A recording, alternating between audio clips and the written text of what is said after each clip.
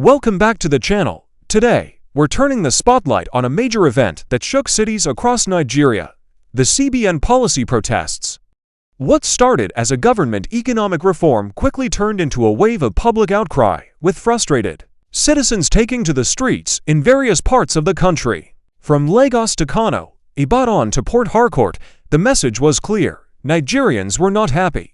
Let's break down the CBN policy protest reactions across different Nigerian cities and how ordinary people used their voices to demand change. It all began when the Central Bank of Nigeria rolled out new monetary policies, including cash withdrawal limits, new naira redesigns, and tight deadlines for old currency swaps. While the aim was to promote a cashless economy and tackle corruption, the sudden nature of the policies created more confusion than relief. In Lagos, the streets of places like Oyota, Ikeja, and Agege witnessed angry crowds, long queues at AMs, and even roadblocks as people struggled to access their own money.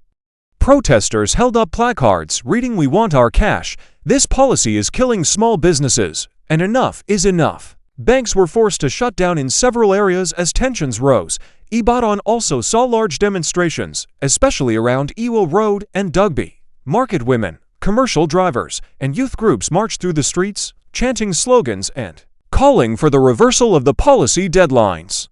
In some areas, tempers flared as people vented their frustrations over rejected old notes, closed banks, and unavailable new cash. In Benin City, protests turned more heated. Footage circulated online of bonfires being lit along major roads, with crowds demanding to see CBN representatives. Petty traders complained of huge losses, with many saying they couldn't afford to feed their families because customers didn't have usable cash. Kano and Kaduna also witnessed waves of protest, with security forces being deployed to control crowds. In Kano, major roads near Sabongari and Central Market were blocked for hours as angry youths took to the streets. Meanwhile, in Kaduna, people gathered at government offices, demanding that the policy rollout be extended or reversed completely.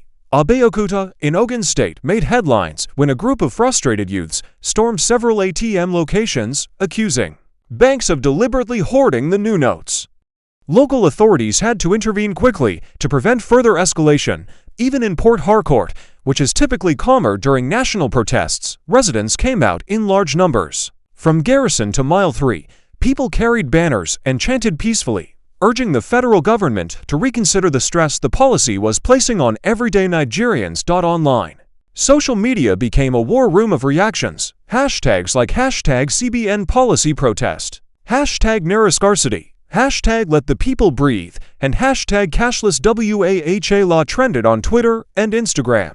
Videos of elderly people fainting in bank queues, traders crying out in empty markets, and workers stranded due to lack of transport fares circulated rapidly, stirring both sympathy and outrage. Several civil society groups, market associations, and even religious leaders publicly called for a more human approach to monetary reforms.